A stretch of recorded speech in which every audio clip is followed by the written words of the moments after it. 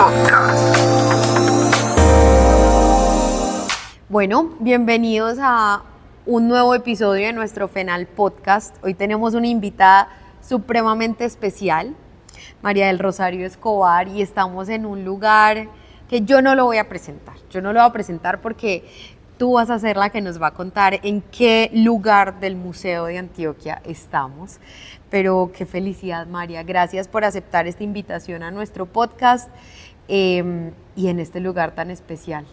No, muchas gracias a ustedes. Un saludo especial a los que nos van a acompañar en los próximos minutos, que seguramente estarán bordando, haciendo sus trabajos de la casa, viviendo, manejando y han decidido escucharnos y vernos al mismo tiempo.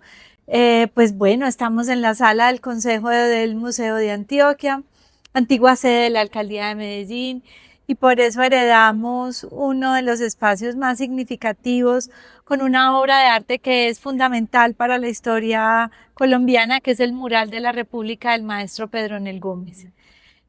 Todo este espacio fue concebido en los años 30 del siglo pasado y tiene mucho de lo que esas generaciones del pasado pensaban que era fundamental en la constitución de un diálogo nacional en torno a la productividad y la democracia, y que actualizamos todos los días en la medida en que hacemos estas acciones y estas actividades con mujeres, con niños, con muchos de los que no aparecen en ese mural, pero que en la vida cotidiana los traemos y el museo lo activa y lo hace posible. Entonces, por eso es tan especial esta sala del Consejo y el mural de la República. Espectacular, de verdad que para mí es un sueño poder grabar este FENAL Podcast aquí en el museo, o sea, me lo soñaba. Y contigo, que eres realmente un referente en el sector cultural. Cuéntanos un poquito de tu historia, cómo empiezas en el periodismo, cómo la cultura se vuelve también el eje de tu desarrollo profesional y me imagino que personal también, porque es una perspectiva desde la cual se evalúa la realidad. Sí, yo pues hablar de mi vida profesional es hablar de mi vida personal. La verdad es que están ligadas, unidas, sí. Es muy difícil decir por qué me dedico al periodismo sin hablar de mí, de lo más personal. Y es que, bueno, pues a mí me encanta estudiar, escribir, y en ese momento cuando escojo el periodismo, pues quería tenerlo más cercano a una práctica que uniera un oficio, o sea, una posibilidad práctica de estar cerca de la escritura. Y bueno, yo adoro el periodismo. Me parece que es una profesión que todos los días se necesita más y a mí me llama el corazón de una manera definitiva. Ahora pues está llena de todas estas capacidades técnicas, pero sigue siendo lo mismo, la pregunta, la curiosidad y ya luego el compartirlo.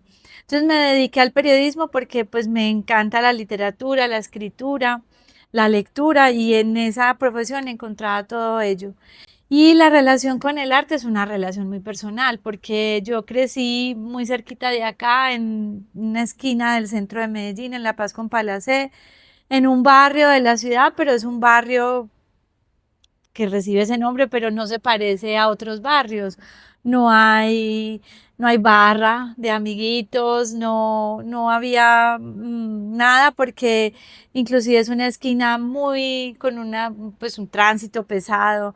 Es la esquina de La Paz con Palacé, y yo por muchas situaciones del destino termino siendo solo una hija única, pues sin hermanitos. Pues sí tuvimos una hermanita, pues yo tuve una hermanita, pero ella falleció recién nacida y no hubo más hermanos en la casa. Entonces terminé viviendo una existencia entre aislada y solitaria, porque a veces esas cosas no son sinónimas, pero en mi caso sí, yo creo que soy una persona solitaria y una infancia pasada en soledad. ¿Y qué más? O sea, lo único que tenía, el recurso que tenía a la mano era o la biblioteca del colegio o la biblioteca personal, pues la de mi padre. Y viva de una a otra y eran mis mayores compañías. Claro. Bueno, y en tu trasegar profesional, ¿cómo llega la cultura o el arte a unirse ya como un proyecto de De vida vida. personal, pero profesional también? O sea, para ejercer tu profesión. Yo entré bueno, cuando estaba estudiando periodismo entré un poco en crisis y pensé, no, no voy a ser periodista, me voy a dedicar a trabajar con las comunidades y tuve un pequeño lapso en el que hice comunicación para el desarrollo en la cooperativa Recuperar, pero fue una parte muy cortica de mi vida, inclusive muy incipiente, eran apenas mis prácticas profesionales. Y estando allí dije, no, pero yo qué estoy pensando, yo realmente quiero escribir.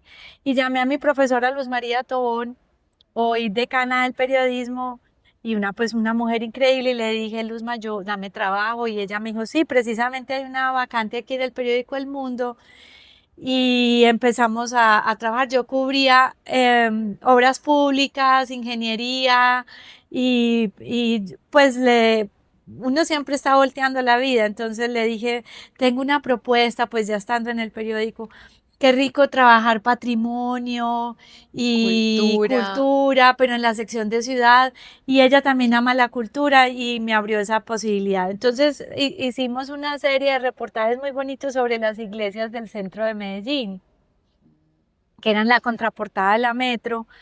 Y cuando salió una vacante en la sección de cultura, pues yo la pedí y me aceptaron y ya dije, bueno, ahora sí, pues Claro, ahí empieza vamos a todo. empezar a hacer periodismo cultural, que era lo que más me gustaba y me gusta.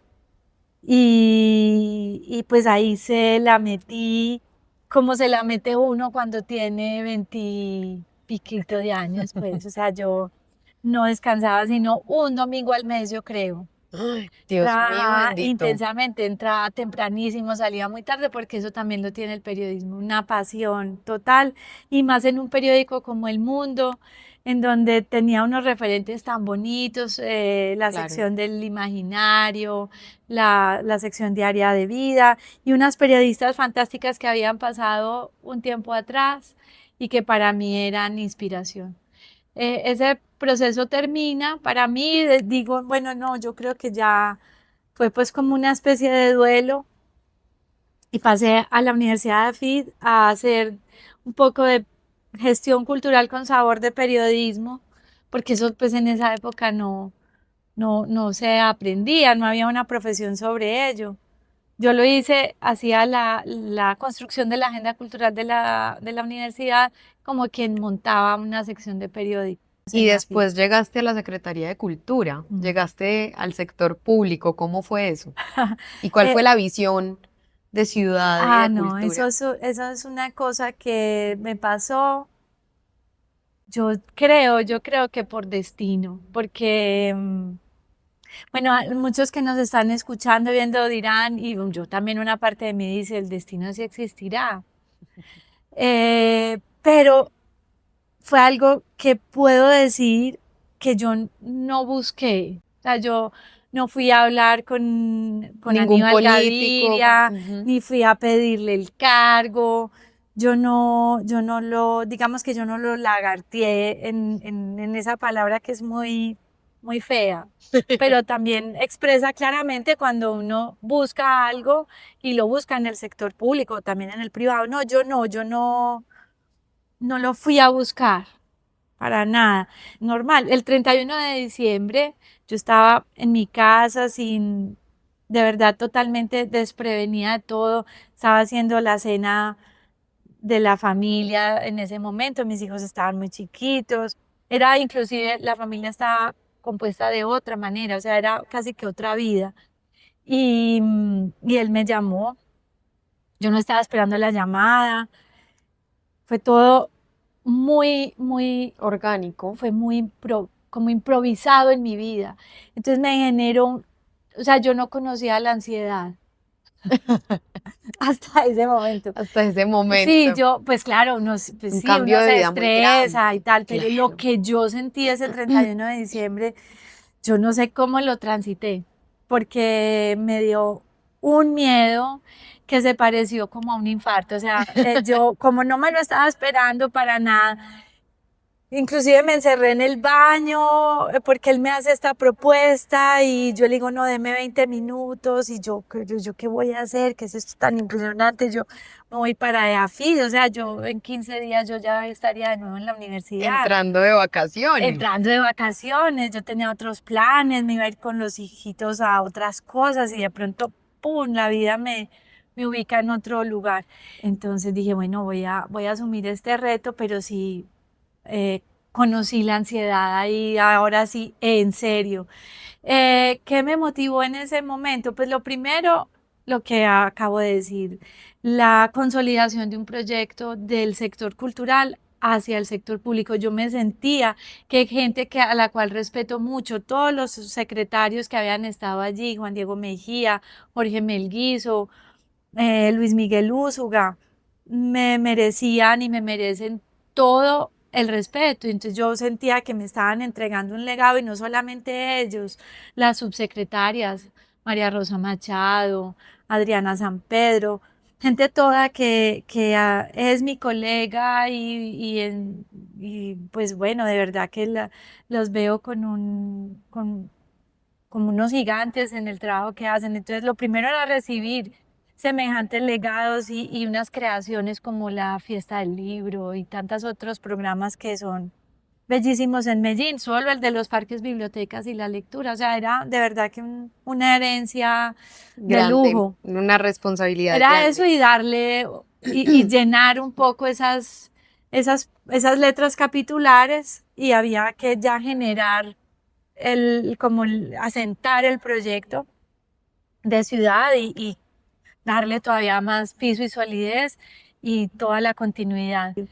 Y gracias a ese trabajo me conocí más a mí misma, alcancé un grado de madurez diferente. De eh, liderazgo diferente, no, total, no, total. totalmente. Fue pasar como de una especie de como de juventud, ahora sí a una adultez profesional de altísimo nivel. Bueno, y después de eso, ¿cómo llegas aquí, a este reto que es el corazón de la ciudad? Cuando ya se iba terminando el gobierno, me decían algunos compañeros, "Uy, ¿vos qué vas a hacer cuando salgas de la secretaría?". Eso se piensa inclusive estando dentro de la secretaría, porque si lo dejas ya estando por fuera, pues es muy difícil. Y yo me sentía a pensar y yo decía, no, pues es que qué rico. Pues yo había visto este museo de toda la vida, o sea, para mí este museo era como un amor inalcanzable. Yo pensé que esto, si yo podía aspirar al museo, sería ya en otro momento. Eso es como para cuando uno adquiere un señorío, ¿cierto?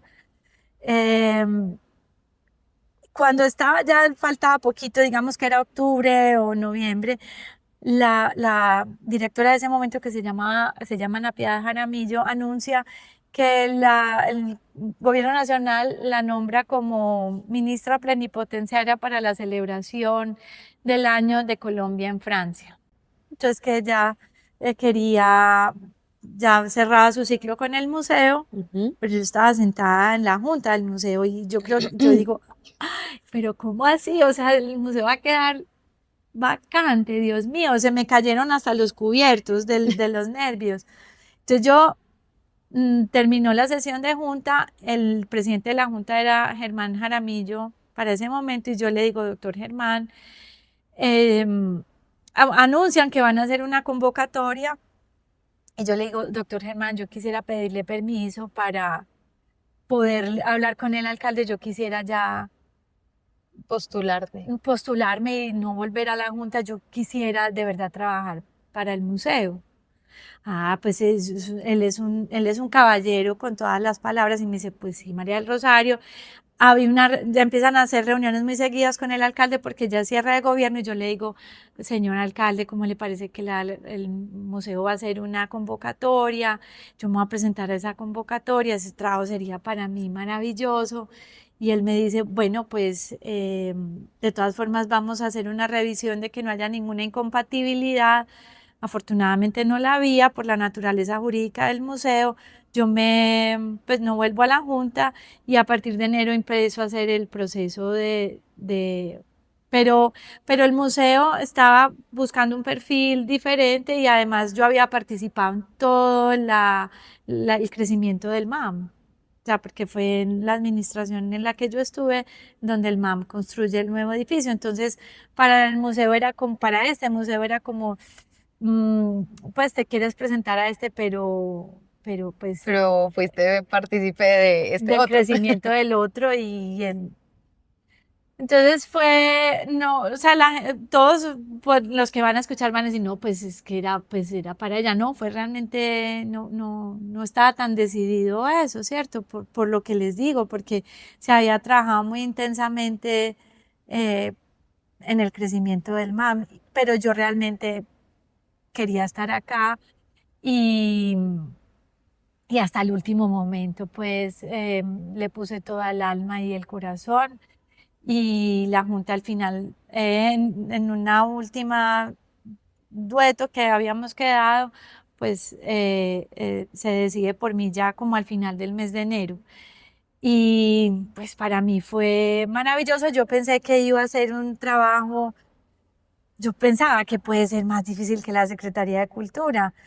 Y el museo es más difícil que la Secretaría de Cultura. Wow. Y bueno, pues bienvenido, no. Este es un museo público, es un museo Es un privado. museo privado, Ujú. es un museo Espectacular. fundado en 1881, es un museo, es una corporación privada sin ánimo de lucro, con una reforma, o sea, el Museo del siglo XIX vive en la colección, pero la estructura jurídica es de los años 40, del mediado de los 40, porque el museo es el resultado de una refundación de la Sociedad de Mejoras Públicas. Es un museo muy grande, es un museo atípico por su tamaño, por el tamaño de la colección, por el edificio. En general tiene que administrar unos 27.000 metros cuadrados. Posee en su colección unas 8.500 obras Ocho y mil 500 quinientas obras. obras. Está en Hay una zona muy, colecciones, muy retadora es una zona muy retadora. y pues debe manejar unas cifras correspondientes con todos estos tamaños, sin tener ninguna protección específica del Estado. Y Claro. además debe administrar un edificio o es el responsable de un edificio que es patrimonio nacional. Entonces es un museo atípico en ese Son muchas sentido, variables. muy grandes todas. Bueno, María, nos estás contando entonces estos datos del museo, pero ¿cuáles son las joyas que más buscan los visitantes del museo? Cuéntanos de las colecciones, las que son itinerantes, las que son fijas, 8.500 obras. Es una responsabilidad Enorme. enorme Mm, y qué belleza que esto sea un proyecto privado mm, que es el alma de la ciudad. mm. Sí. Entonces, cuéntanos. Em, la única colección que está, o la única parte de la colección que está diseñada para itinerar es la serie Vía Crucis del maestro Fernando Botero, que le hace una donación al museo en el año 2012 con esa encomienda. Esta es como la serie viajera. Entonces ella inclusive vive en Huacales, vive empacada, lista para viajar. Em, ha viajado a distintas ciudades, pero principalmente ciudades internacionales, pues porque la obra del maestro tiene unas condiciones específicas, unos valores de aseguramiento y eso hace pues que algunos museos del mundo o algunas galerías del mundo la puedan recibir y no todos los lugares, porque además como tiene una declaratoria de patrimonio nacional, entonces debe ir pues con el cuidado con todo ello. Las otras partes de la donación pueden estar en ejercicios de itinerancia, pero básicamente su trabajo es estar aquí. Algunas están en salas, pero la gran mayoría están en bodegas. Em, Porque aunque tenemos buen espacio de exhibición, podríamos exhibir mucho más. ¿Qué colecciones son consideradas joyas para el público? Horizontes. esa es como la Mona Lisa de este museo. Una hermosura. No la podemos descolgar, no No, puede, no puede. jamás, jamás, Inclusive jamás. hace poquito estuvo en una exposición que se llamó La creación del gesto, una exposición especial para el maestro Cano. Y solamente, o sea, como el museo abre todos los días de la semana, no cierra ningún día, Ujú. no ¿En salimos qué a horarios descansar. para que la gente sepa? Desde las 10 de la mañana hasta las 6 de la tarde, de lunes a domingo. O sea, el equipo del museo madrugó para descolgarla y volverla a montar en sala. Entonces, básicamente ella tampoco tiene vacaciones. Horizonte siempre está en sala porque cuando no lo está, el público pregunta por ella, se molesta y pues siente que no, me Que no engañaron. Si no vino. está Horizonte, me engañaron. Y Botero, claro, pues que es el otro que no descansa, el maestro Botero y el tercer ¿Cuáles piso. son las que más gustan de Botero? Hay Pedrito. épocas, sí, Pedrito, pero por ejemplo ha habido una época en la que hay como una mujer, como una chica que tiene como cierto estrabismo, vestida de negro, eh, parada como en un balconcito. Esa ha tenido, está en este momento. Famositas, sus épocas. Rosita tuvo su momento también. Entonces, como que cada generación se encariña de una obra y va transcurriendo, va transitando. Y también debo decirlo, los retratos de Pablo Escobar también son muy visitados y la gente busca que se medie y hablar del asunto, pues porque Botero pinta dos cuadros sobre un tema tan difícil para todos nosotros. Sí, pero que al final es parte No, de nuestra nosotros, historia y el Museo de Antioquia es un museo para lo difícil.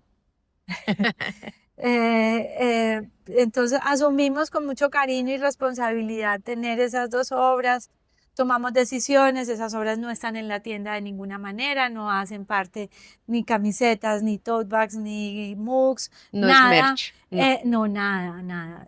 Son obras para pararnos y conversar, y mediar y decir lo que tenemos que decir y que nos pregunten lo que nos tengan para preguntar. La gente sí nos las reclama y quisiera llevarse algo con ellas, pero nosotros en eso somos inflexibles. Casi que ni aparecen en las redes sociales tampoco, Ok. no porque lo estemos Ocultando, no. ocultando, sino porque solo son usadas o son pues para casos muy claves en los que tengan que decir asuntos que son determinantes. No se ocultan, pero tampoco se promueven porque hay muchas más joyas No acá. las usamos en un sentido utilitarista, son más bien obras que son sacras para nosotros porque hablan de momentos difíciles y las utilizamos con toda la seriedad. ¿Y tus joyas favoritas? Mm, De esas 8.500 joyas que custodias, porque al final este es un Yo museo adoro único. con todo mi corazón a Horizontes porque Yo también. dice tanto y la historia es tan especial, la llegada al museo. Es que es una obra tan importante que uno pensaría que es una obra que está en el museo desde 1915. Pues Cuéntanos la historia detrás de Horizontes. hay o sea, Cano no escribió tanto. Entonces, Ok. todo lo que vamos a decir está un poco inferido por cartas y otras situaciones. Yo creo que cuando Cano vivió en Europa, estaba buscando cómo representar momentos que son heroicos en la vida y en la constitución de nuestra cultura, pero que en nuestro caso no están, él sí pintó batallas pero que está en el alma antioqueña que él pudiera representar. Y cuando viajó por Europa lo vio, porque la pintura francesa y europea lo tiene de muchas maneras. Y entonces él, yo creo que toma del poema de Epifanio Mejía un asunto que es fundamental para nosotros y que por eso nos dice tanto, porque el cuadro completa buena parte de nuestras historias familiares, de cómo abuelos, bisabuelos que vivían en aquel o en otro, vinieron o fueron a otro lugar y ahí sí construyeron su familia. Pero también habla de desplazamiento, pero también puede hablar de exclusión. También nos hace pensar en la naturaleza, el burrito que está ahí como fuera de escena, pero que ahí está. No sé, o sea, como decía, a veces no es el cuadro, sino el mito. Y creo que la obra tiene mucho mito, pero también es un gran cuadro. Yo lo amo por eso. En el museo, ese sí, lo sacamos muchísimo, está muy presente, lo mediamos mucho porque le dice mucho a muchos, bien sea porque los incluye o porque los excluye. Y a partir de esa exclusión también, Genera conversaciones. sí, Espectacular. sí, mucho. También es de mis favoritos. Sí. Cuéntanos un poquito la relación del maestro con el museo. Esa es una historia muy bonita porque es una relación hecha en el tiempo. Creo que lo primero es cuando el maestro Botero es un niño, el museo está ausente de su vida, porque el museo estuvo cerrado precisamente en los años en el que el maestro estaba creciendo. Y quien cumplía las funciones de museo un poco era este edificio, porque por los murales del maestro Pedronel el arte público se veía en el museo o en la Catedral Metropolitana o en las principales iglesias. En San José, donde hay obra del Maestro Cano, el Cristo del Perdón en la Metropolitana. Entonces, pues cuando el maestro Botero se consolida como artista, no hay museo en la ciudad. Y él crece o cuando ya se hace un profesional del arte, encuentra la necesidad de que los artistas tengan un museo para aprender de su museo. Y cuando se hace ya un hombre rico, con poder en el campo del arte y también con poder político en el país y en la ciudad, entonces adopta al museo para irlo Moldeando. moldeando, sí. Yo creo que el maestro de muchas maneras fue también un cogestor de la institución, porque cada regalo venía con tarea, como, como un papá, ¿cierto? Yo Entonces, doy, pero invito a que pase esto y con aquello. condición. La sala Pedrito tiene la condición del mejoramiento de las salas de exposición del museo. La gran donación viene con la condición de un nuevo edificio para el museo. Estas obras vienen con la condición de un nuevo nombre para el Museo de Antioquia, porque el museo antes se llamaba Museo de Sea y el maestro Museo dice, de Sea. sí, en 1881 este museo nace como Museo de Sea. Y en 1978 el maestro Botero dice, les voy a donar a Pedrito, pero hay condición. Y es que el museo deje de llamarse Museo Francisco Antonio Sea para llamarse Museo de Antioquia. O sea, el último regalo que fue la serie de Via Crucis tenía la condición de que el museo entonces aprendiera a tener relaciones internacionales y a poner exposiciones itinerantes. Entonces él fue subiendo la vara, como se dice, y de verdad que de muchas maneras el maestro es un cogestor de la institución. Espectacular. Y por eso tantas cosas, ¿cierto? Y tanta gratitud que creo que como institución tenemos hacia él, y lo digo pues en presente. ¿Y cómo mantuvo su relación en sus últimos años de vida? Mm, Él visitaba el sí, museo, estaba pendiente de él, su familia también. sí, sí, el maestro le dijo a sus hijos que si de algo estaba feliz era de las donaciones sucesivas que le había hecho al Museo de Antioquia. Y tenía una relación especial con el museo porque sabía que la donación en el Banco de la República tenía al Banco de la República de por medio. En cambio, el museo estaba, digamos que más solo. Entonces, eh,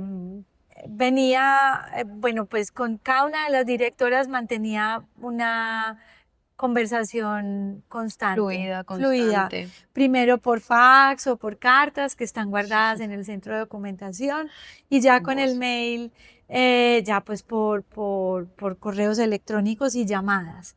Ya cuando el maestro se hace más viejo, las llamadas cesan, pero sigues escribiendo correos, además de una manera muy particular, porque eran en mayúsculas sostenidas y muy corticos, pues él era como un hombre muy concreto. Entonces eran un parrafito muy concreto. En el COVID sí me escribió más largo, em, y con el cerramiento de la plaza reaccionó de inmediato. O sea, él leía los periódicos colombianos todos los días por internet, vivía súper enterado, tenía sus amigos también que le pasaban información. Entonces no solamente era lo que las directoras le contáramos, sino también lo que su red de amigos le Claro. dijeran. Cuéntanos de ese cerramiento, porque eso fue Sí. traumático para la ciudad.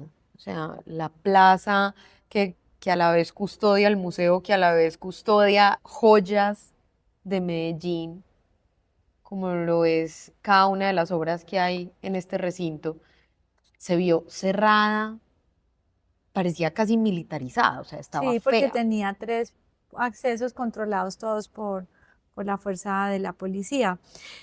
Pues nos levantamos con un museo así. Entonces, pues lo primero es que el maestro siempre había sido muy claro con que la relación que él tenía con Medellín, él la consideraba una relación perfecta con la ciudadanía. Y cuando los periodistas lo llamaban y le decían, maestro, usted no está muy bravo porque se volvieron a robar los bigotes, ¿cierto? No sé si de pronto los mayores, pero cuando el maestro le dona el gato a la comunidad de San Cristóbal, esos bigotes no duraron casi, porque los bigotes se atornillaban y Ujú. entonces la gente pues se los llevaba, puede ser de souvenir o bueno. Entonces yo en ese momento era secretaria, entonces en la secretaría acá había que tener provisión Bigotes de de repuesto. y entonces al maestro se le preguntaba si no estaba arrepentido de tener los pedestales tan bajos y que lo había repetido con los bigotes. Y él decía, no, no, yo creo que los pedestales son perfectos porque la gente quiere mucho las esculturas y mi relación con Medellín y relación que tiene Medellín con mi obra me parece perfecta. Entonces, cuando se hace el cerramiento, era claro que estaba completamente distante de la idea que tenía el maestro Botero de la Plaza. Y el otro asunto era que cuando uno ha visto la progresión de las plazas y los parques públicos, la diferencia entre muchos otros con este son las esculturas del maestro Botero, que han creado un nivel de educación y cultura ciudadana casi natural. Las esculturas no están dañadas, es que están muy tocadas, o sea, muy todo el mundo tiene que Abrazadas. ver con ella, hace parte de la ¿Y biografía qué de decía el todas. maestro de A él le eso? encantaba Le eso. encantaba. Ya es nuestro trabajo mantener esa pátina activa, pues siempre sobre las esculturas, pero a él no le veía a No le eso veía ningún problema. problema. Que abrazaran a sus esculturas. No, el problema es nuestro, que tenemos que mantener las esculturas con la pátina allí, pero ese nivel de cercanía con la obra a él le parecía muy bien. Entonces, pues lo primero era escribirle, maestro, mire lo que nos pasó, y generar pues todos los comunicados y toda Claro. el tema público. Lo que pasó después fue que el maestro, como les digo, la red estaba Viva. viva, no solamente de sus amigos, sino de otras personas. Y a través del edecano, el escolta que el maestro llamaba siempre cuando venía a Medellín y lo acompañaba y lo cuidaba, pues se crea como ese equívoco, que posteriormente el alcalde del momento dice que el maestro está tranquilo. Él nunca estuvo tranquilo, solo que pues porque él nunca desmintió su propia carta. Entonces eso fue difícil y fue doloroso, pero afortunadamente los espacios públicos tienen memoria y mira pues cómo está de activa nuevamente la plaza. Totalmente. Bueno, ya entramos a nuestra sección de ping pong. Entonces, María, tienes que elegir una u otra. ¿Periodismo o gestión cultural? Ah.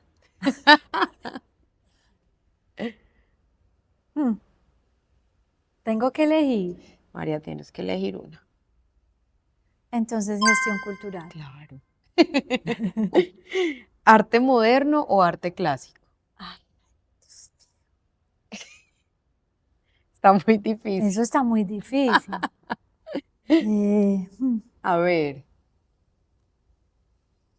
Haciendo aquí arte. balances. No puede ser arte. O sea, A como ver, que un cayó, pelito más inclinada. cayó ¿A en la, cuál? cayó ¿A en cuál la. te inclinas un poquitico más? No sé, de pronto es porque uno se va haciendo grande y el arte clásico cada vez le dice más cosas. Hay unos pintores clásicos que Una profundidad de que tienen una a profundidad. través de los Sí, años se va incluso se va entendiendo sentando, cada sí. vez más. Bueno, también me identifico. ¿Plaza Botero o Galería Cerrada? Ah, no, Plaza Botero, fácil, rápido. ¿Leer un libro o visitar una exposición? Ah, Es que no, nos pues la pusieron difícil. sí, muy difícil porque entonces uno cierra el libro y entra a la exposición. No, en este momento visitar una exposición. ¿Mañanas de café o noches de vino? Desayunar es muy bueno. Me parece muy bien. No, una noche de vino que termine en mañana de café. Entonces estoy difícil para escoger, Hoy ¿cierto? estás difícil para Estoy escoger. difícil. ¿Hablar o escuchar? Escuchar. ¿Pasado o futuro? Futuro, Súper. futuro. Bueno, María, sigue una sección que se llama verdad o descarga. Si no quieres responder la pregunta, tienes que poner las A manos la para una descarga. descarga. Listo, entonces. ¿Cuál ha sido la crítica más dura que has recibido? ¿En la vida o aquí en el museo? La que tú quieras. Ah, mm, ve, como estoy de poco, ¿cuál habrá sido? No han sido muchas. Ah, una vez en el consejo de la ciudad, un concejal me dijo que no se me olvidara que el carácter también podía tener falda. Eso me pareció fuerte. Ah, Eso me pareció fuerte. ush, Mira, ok. esa nos descargó. Uy, No tuve que poner no, empeño. no, no, no. Si mañana tuvieras que tomar una decisión impopular para proteger el museo, pero que te costara amigos o reputación, ¿lo harías? Sí, y ya ha pasado, claro. Mm, ya ha pasado. No, pero como que no nos dejes con esa duda. No, pues cuando yo llegué al museo me parecía que el modelo de gestión y de encauzamiento, pues como administrativo tenía que cambiar. Y eso fue muy impopular, porque, porque generó inclusive unos años en los que el museo se sintió como Recogido. muy recogido, sí, había que recogerse para reconfigurarse, para ponerse al día con muchas cosas y eso significó pues para mí unos años súper Difícil. difíciles, sí. Que además coincidieron con la pandemia después, entonces fue como un periodo largo. Bueno, ¿hay algo que el Museo de Antioquia todavía no haya logrado? Como que te quite el sueño. ¿Qué Sí. cosa es? Sí, yo quisiera tener mucho más presente todo el proyecto de los 360 grados, con la Casa del Encuentro, unida y conectada con la sede principal y a su vez con un proyecto para el lote del parqueadero, que nos permitiera como crear esta unidad de Tres Manzanas o esta extensión de la Plaza Botero, inclusive hasta Tenerife, y que esto generara como un verdadero centro cultural y de gestión social y de recomposición de la ciudadanía, que estuviera muy en diálogo con el Parque de Berrío. Ah, no, pero pues por Dios. Entonces sí, falta. Bueno, te libraste de la descarga. Ah, bueno, pero dije cositas descargadoras. Sí. Bueno, ahora vamos a otra sección de nuestro penal podcast y es En la empresa andan diciendo. Y aquí es En el museo andan diciendo. Maya, entonces esto es alguien de tu equipo que te manda este mensaje. Hola, paso por acá a dejar este saludo, este mensaje para nuestra directora María del Rosario Escobar, pues que también es mi jefa directa actualmente. Ella ha sido una persona que se ha convertido en una aliada bastante importante para muchos de los procesos, una aliada que ha acompañado, que ha, sí, que ha trabajado y de una manera muy afectuosa acompañado algunos procesos que para otros espacios, otras instituciones podrían considerarse muy transgresores y podrían no contar con el aval de la institucional. Pero María Rosario, en esa figura tan innovadora de plantearse una institución amplia, una institución que sea 360 grados, abierta, plural, en diálogo con las comunidades, se ha permitido, pues nada, seguir estos procesos, abrir nuevas oportunidades y pues enviarle un saludo muy caluroso por todo ese acompañamiento. Gracias. Ay, qué especial es Juli Zapata, una de las curadoras del museo. Bueno, ya sabes. Muy linda porque Juli lo habla muy desde ella también porque ella hace unas curadurías disruptivas, diferentes.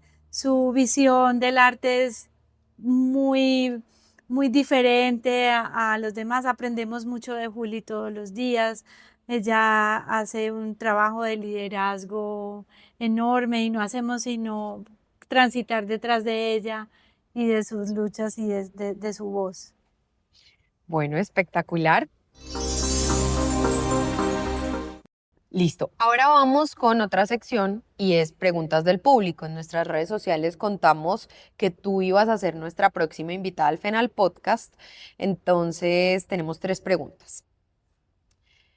Juanit099 nos dice, ¿cómo pueden los jóvenes interesados en el arte acercarse al museo y ser parte activa de sus procesos? Muy chévere, además porque es una pregunta que inclusive nos hacemos en el museo. Siempre los jóvenes son como, todos hablamos de los jóvenes, pero no terminamos por, Entender o sí, o concretar esa acceder acción. a ellos realmente. Hay algunos programas que tenemos, tenemos un Visual Lab específicamente pensado para ellos y otro programa que se llama Calle Museo que sucede los sábados en la mañana, que se trata de crear nuevas acciones, de trabajar con los jóvenes a partir de proyectos de creación y de reconocimiento de la ciudad. Esas son 2 formas. Hay otras, si ya es como un compromiso más fuerte, casi que profesional, y está el laboratorio de mediación. Para aquellos que quisieran ser mediadores o acercarse al arte e inclusive plantearse la posibilidad de pronto de tener unos ingresos extra, el laboratorio de mediación puede ser interesante porque es como una especie de escuela de guías, pero va mucho más allá que para ser un guía. Y de ahí es nuestra cantera también para reconocer nuevos talentos y jóvenes que quieran hacer parte del equipo del museo. Espectacular. Bueno, pero ya que nos das esta información, ¿dónde pueden conseguir más información En los jóvenes nuestras que redes quieran? sociales, Ok. sobre todo en Instagram, que es nuestra red más, bueno, también Activa. le intentamos a TikTok, pues Sí, en creo que, todo. Súper. pero bueno, pues tal vez a través de un DM por Instagram podría ser. Perfecto.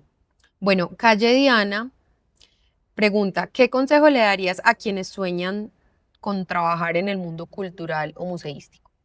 Mira, yo creo que esto es un asunto sobre persistir.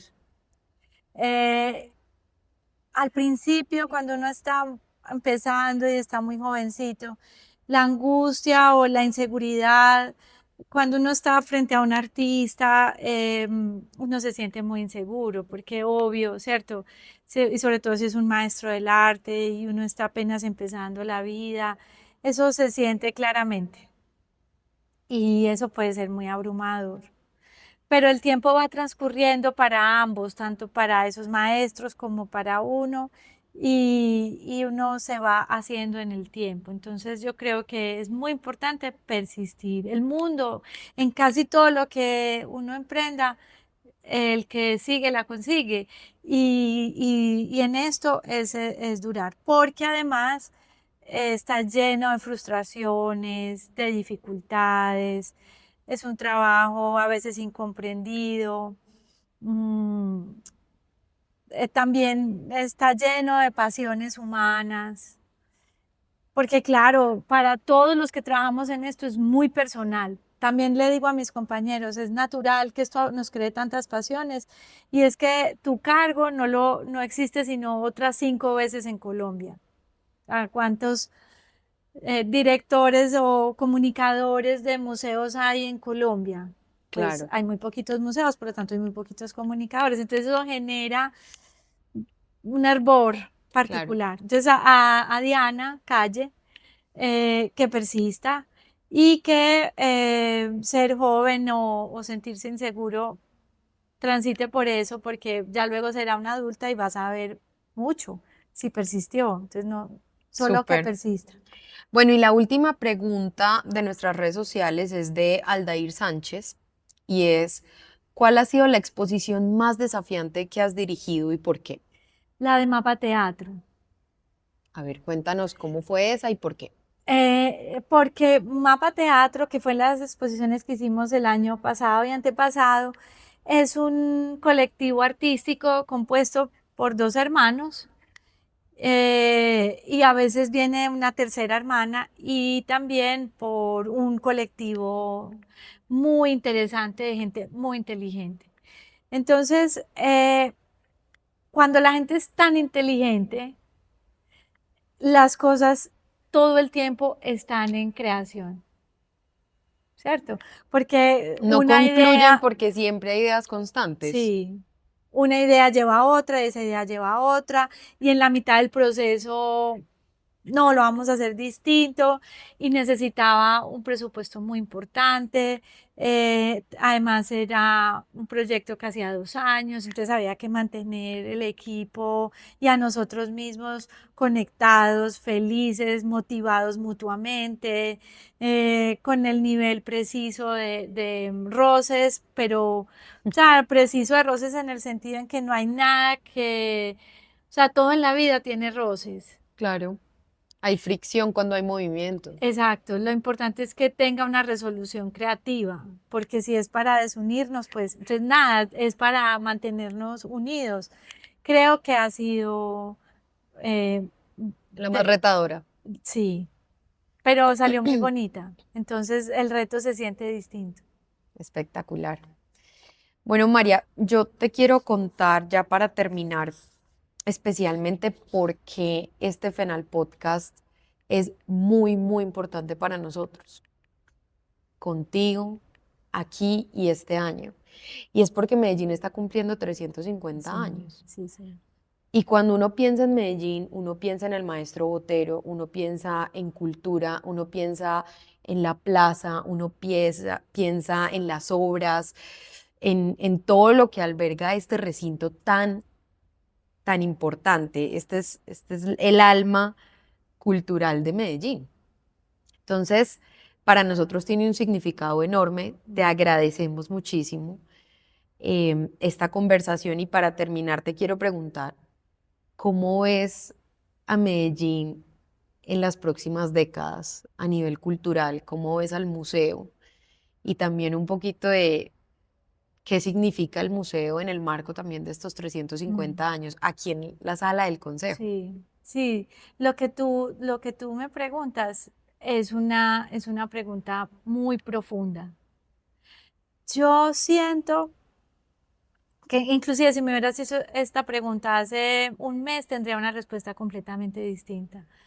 Pero creo que con el segundo semestre que ha tenido Medellín, con las acciones que se han hecho alrededor de la temporada de Medellín, El amor de mis amores, que hizo la promotora cultural, Sí. con el Metropolitano está a puertas de lanzar públicamente un gran proyecto de expansión, o bueno, ya ha dado puntadas sobre ello. La promotora cultural también, el crecimiento tan grande que ha hecho con Fama. Vienen también nuevos equipamientos que el municipio de Medellín dirá y que creo que están enfocados a Ciudad del Río, la consolidación del Museo de Arte Moderno. Yo creo que se está generando un crisol de nuevo desarrollo cultural unido a todo lo que ha hecho la cultura de la música urbana. O sea, es como si la música urbana hubiera generado como un primer nivel y ya viene la institucionalidad más tradicional alcanzando eso, y pienso que vamos a tener unos próximos años muy importantes. Me Creo encanta. también que todo lo vivido en el cuatrienio anterior al final tuvo como un despertar de la sociedad civil. Unió, cohesionó. Muy interesante que ahora veo es en estas acciones tanto de Confama, de la promotora. Entonces yo siento que se está configurando una nueva narrativa y unos nuevos hechos hacia una ciudad que además está volcada a una actividad cultural a la que también la ha llevado este asunto inusitado. Inusitado lo digo porque yo no me esperaba este boom turístico tan grande sobre Medellín. Entonces creo que aquí, si lo sabemos, se están generando unos ingredientes buenísimos. Y ahí hablaré del museo. Y yo creo que este proyecto que tú me preguntabas que no me deja dormir, y no me deja dormir no porque me preocupa, sino porque me Te emociona. emociona, te motiva. Y no sé por qué quiero pensar o siento que también puede estar ya casi a punto de caramelo, porque la zona lo pide en la necesidad, lo pide el centro, no hay con quien no me sienta que me diga, ¿qué vamos a hacer por el centro? Y yo, venga, hagamos esto. Y las cosas se han insistido tanto que seguramente está que se llena ese cántaro. Tiene que emoción. pasar y yo creo en eso. Y aquí estamos listos y preparados para eso. Entonces yo siento que en los próximos años tendremos que transitar estos periodos de incertidumbre alta, pero con gran creatividad. Y ya está puesta, los ingredientes de esa gran creatividad ya están en el tablero. Y Medellín y Antioquia lo están expresando. Bueno, y ahí vamos a estar también Ahí vamos a estar. los comerciantes, los empresarios rodeando todas esas iniciativas que Es que son el siempre lo motor de han nuestra hecho. ciudad. Mira todo este centro tan bonito. Vivo. Sí, muy vivo. Esta vitalidad es la vitalidad del comercio, de los empresarios, de los comerciantes.